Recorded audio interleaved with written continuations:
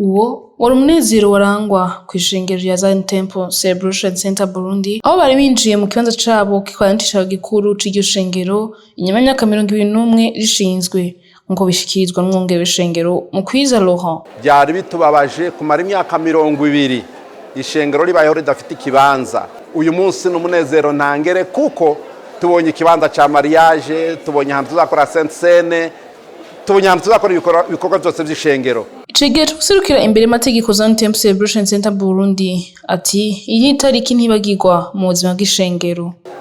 Iyi tariki ya 30 z'ukwezi kwa mbere 2022 umunsi ntibagiranwa mu mateka ya Zion Temple Celebration Center Burundi, umunsi w'amashimwe, umunsi w'umunezero, umunsi wo gukugwa ko igisuzuguro, umunsi w'utangura ibihe bishasha, umunsi wo kwinjira muri vision nyezina ya Zion Temple.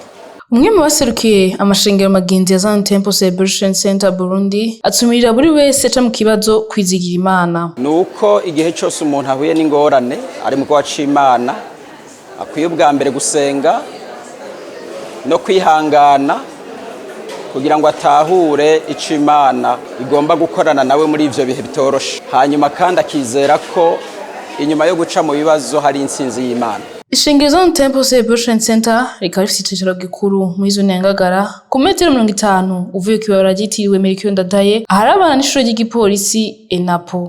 Ico nakubwira gusa ntucika intege, tugacika intege kuko hari umunsi w'Imana n'isaha y'Imana, kandi ic'Imana yavuze byagenda gute, byaca mu bibaya, byaca mu misozi miremire, ariko bizasohora umunsi umwe.